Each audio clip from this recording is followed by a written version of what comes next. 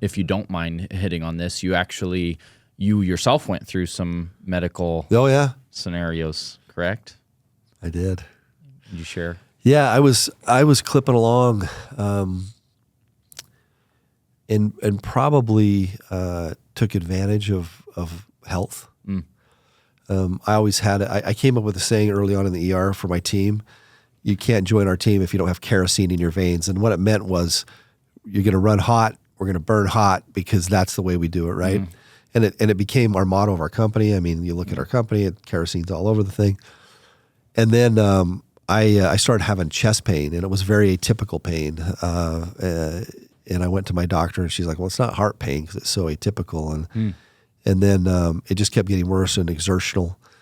And so I went in and had a angiogram, and I had the Widowmaker, 95% occlusion of my LAD, like the thing that kills you. But worse than that, they stented that, and then they found a congenital abnormality of my coronary arteries that's 100% fatal if not fixed. So I'm very lucky that I had the problem, or I wouldn't have found it and I would have plopped over dead. But I went and got that fixed. It was my best friend from medical school that actually fixed me down in Utah, which is a whole nother great story. But Matthew, the first time I had that, I just didn't think I was going to die. So I don't know why, because it's a giant surgery. Yeah. People asked me, "Are you worried?" And I just said, "No, I'm not worried." This was 5 years ago, and I didn't think I was going to die. I just didn't. I mean, I honestly went through it very calm, overconfident. Just thought it's everyone's very worried about me. But the year after, I had a heart attack in McCall, and I think it was related to the vaccine from COVID. But I was in McCall getting my horses out of a trailer and had classic chest pain, went to the ER in McCall, walked in where I had worked, interestingly enough, walked in as an ER doc and said, I'm having the big one. And they said, "Hey, here's some paperwork, go." I said, I don't think you understand. And I was having a big, massive heart attack. I got life flighted down to St. Luke's, and this time I thought I was gone. Working there as long as I did, I knew the medics that flew me in Air St. Luke's. And so I went to the airport. It was a peaceful, perfectly clear night. And I got in the helicopter, and I had the most peaceful flight. I didn't know where I was going to end up in Salt Lake or Boise because of what I had. And on the way down, I just had complete clarity that my life was over. And I was able to reflect in complete silence, just listening to the helicopter, looking out the window at this crystal clear, beautiful night, like looking up at the stars, thinking, this is it. This is when I find out what's next. And I remember starting with my wife and what I had told her that morning, and how my relationship was with her. I went through each of my 4 kids. My first grandson had just been born. I thought about my partners at work. I thought about what I had accomplished and what I hadn't accomplished. And I got to tell you, I thought, this is it. And it was a wonderful, wonderful life.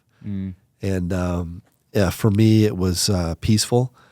And I was ready. I mean, I was ready to go see what was next. And I remember waking up, it was during COVID in the ICCU. And I keep saying ICU. And I remember looking around for a logo to see if I was in Utah with my buddy or whether I was at St. Luke's. And I saw the St. Luke's logo, but all the nurses were in their astronaut suits, like coming around. And I remember the first time I could talk, I said to the nurse, am I okay? I was asking her if I was alive, right? And she says, yeah, you did well, and you're going to be okay.